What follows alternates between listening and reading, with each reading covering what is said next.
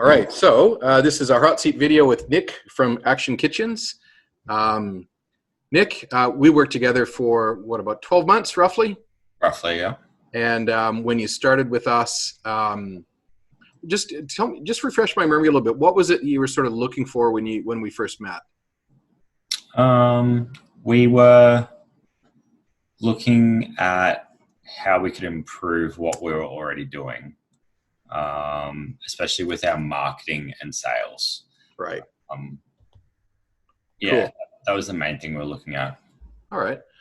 So just for anybody that's watching, we didn't probably introduce you properly. This is Nick from Action Kitchens. Nick and Jacinta.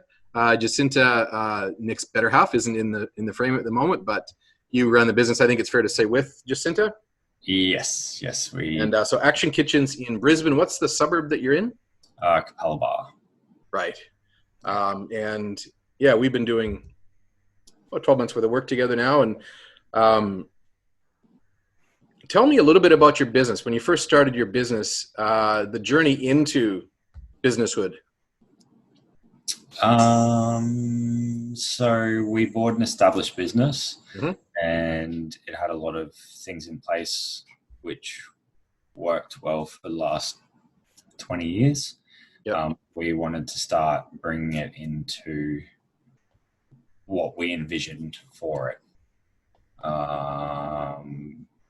So there's a bit for us to learn in that sort of transition period.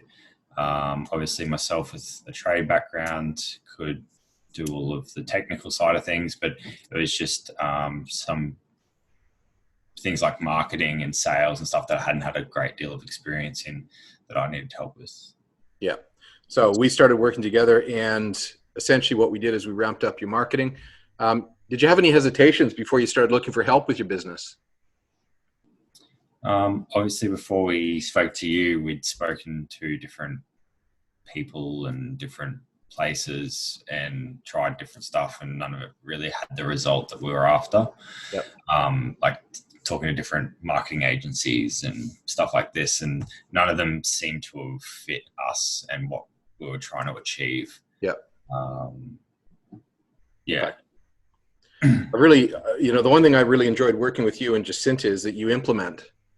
Like we get together, we have a meeting, we talk about stuff, go away, and after a couple of weeks, I'm looking at the stuff that's going out online, and you guys have implemented really hard.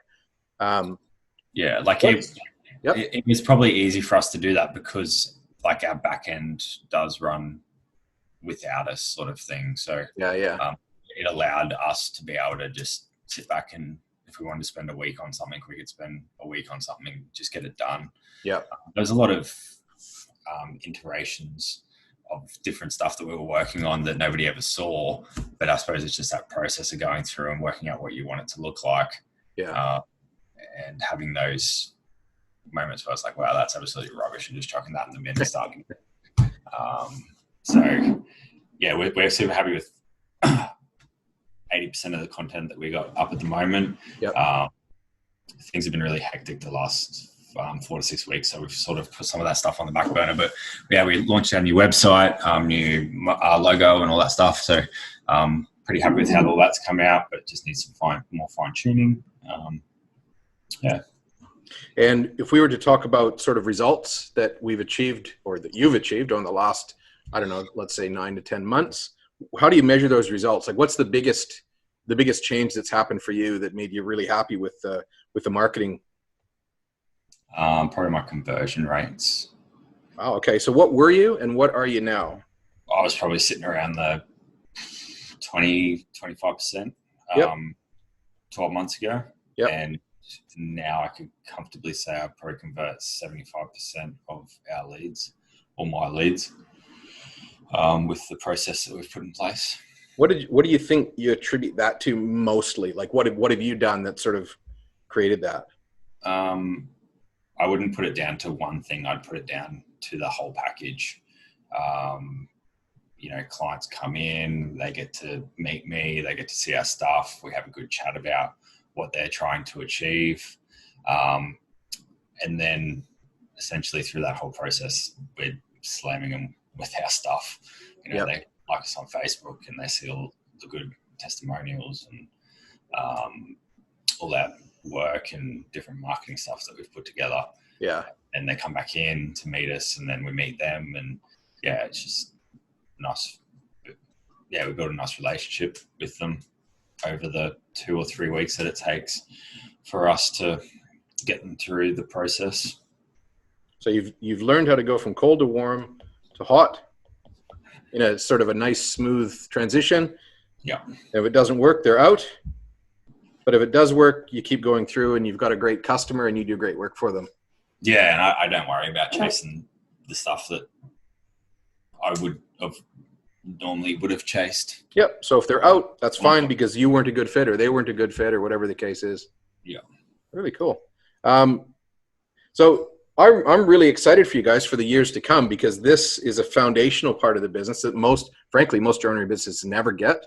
You know, we post pictures of kitchens all day long and say, do you want to buy it? Here's a kitchen, you want to buy it? And you know what it's like, right? No one ever says yes. So they say that, well, the marketing doesn't work. But I'm really excited for you guys, because you've hooked into the number one most important thing to set up your business. You know, obviously, if marketing is working for you, then your pricing system can be fixed, because there's lots of work going through it.